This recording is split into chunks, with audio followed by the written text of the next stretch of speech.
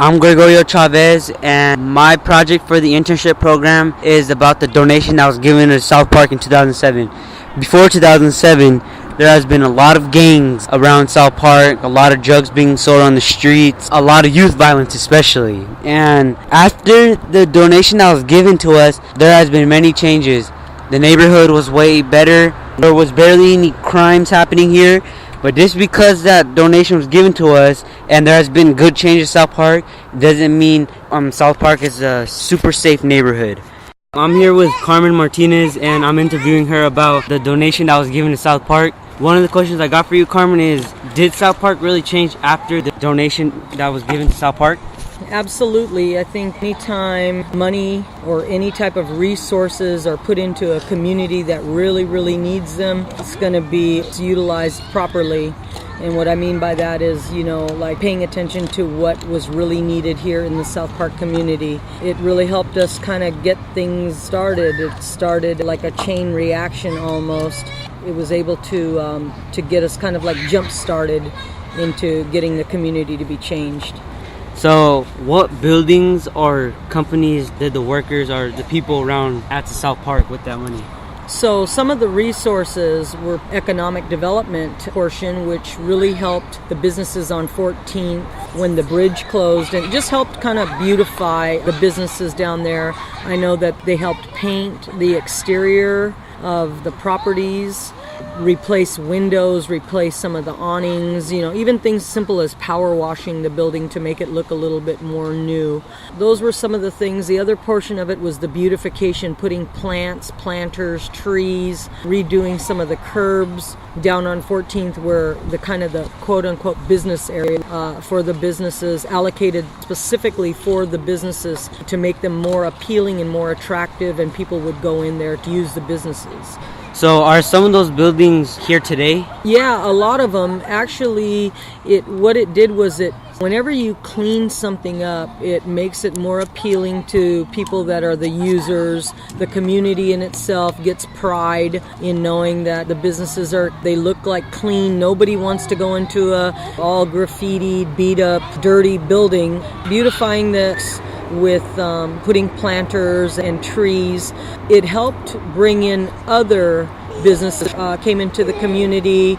There's a new owner for the laundromat and other small businesses, a couple of coffee shops behind Napoli's. Then, opened up. It enticed people to want to open businesses along the 14th district. So absolutely, it helped bringing in other revenue sources. So do you think that money is the answer to South Park? Money and resources absolutely is one answer. I think it's community capacity building. What I mean by that is this entire community is very different. It's largely diverse. It's part business. It's part residential. It's new people coming in, new homeowners, and then a lot of the people that have been living here for a long time. What we need is not just necessarily money, but we need to gather together and be able to live as one. Whether you live, whether you work, whether you play in South Park, everybody should take pride and have an interest what's going on and work together to make this the best community possible for those three things: work, play, and live. Before the big change, what are some things you noticed that were kind of bad about South Park? First thing is youth violence. Youth violence, we had a total of 11 people shot, 8 killed, 3 survived. The 3, Reggie, Tim, and a guy by the name of Puppet, that were shot, but not fatally. The other 8 that were fatally shot, 2 on Cloverdale, one of them right here in front of the South Park Community Center. It was a really rough neighborhood, a lot of gang violence, a lot of youth violence. People were afraid to come out. People were afraid to even drive through the community. And I think that a lot of work has been done this last, I want to say, 8 years, really getting the community to where people feel again safe to whether they visit, whether they work down here, or whether they live down here. Before, people were afraid even to just walk the streets, and bullets flying. I know that the community center, I was in the community center one night and shots were fired out here on our field. So having your life threatened continually, whether you live here or whether you work here, was a really scary factor. We don't feel that any longer, so I would have to say absolutely very frightening time for South Park 8 years ago.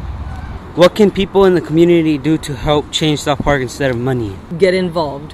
Tonight's a great night. It's National Night Out. We close down a street. There's the South Park Arts and Community host a big barbecue with putt-putt golf. Simple, just to get to know your neighbors. See something that way when you see something that you know is not right, you would be more tempted to call 911 or call somebody for help.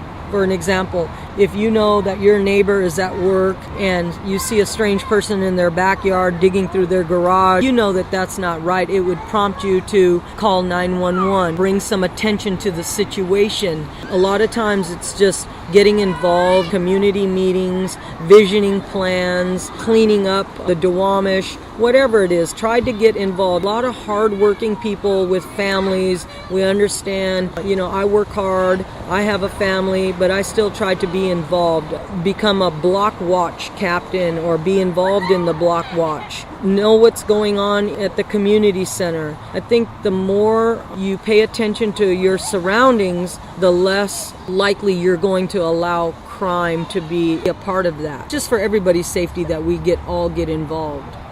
Would South Park be even better if another donation was given to the community? It should be taken out to the community and the businesses and the people that are maybe just passing through that utilize South Park. Maybe they have business down here, and get a voice to say where these resources should be put. Community center. Some resources need to be put into the community center. It's outgrown its space. It was always the old field house that was here prior to the community center, was always a hub for the community, but it needs to be utilized by all. And I think with a little bit of change in management, a little bit of change in structure, it could be used by it could be a benefit to the entire community. The wading pool and the playground area is kind of outdated.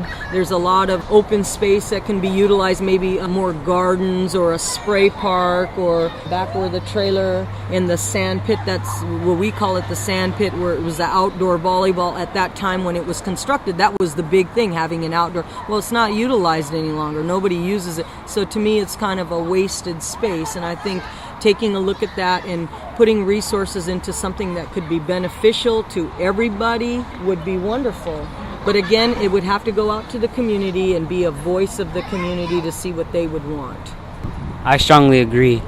When do you think South Park would be completely better? Like, no more drugs being sold by others around the corners of the streets, no more gangs hanging around the streets, or no more shootings, and etc., etc.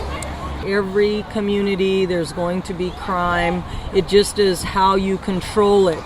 Like I said before, people need to become diligent in reporting these things, even if you think it's minor. When you go down an alley and it's got all overgrown sticker bush and there's no lighting, tend to draw some of that criminal activity, people trying to break in, or prostitution, or sell drugs, people can't spot them real clearly. But if you open a lot of these up, put some lighting, cut it down, make it clean, where even residents could walk through the alley without feeling like they're a target, the criminals will slowly start getting the picture and move somewhere else. But it takes a lot of effort from everybody on every block, every alley, and city government to accomplish that.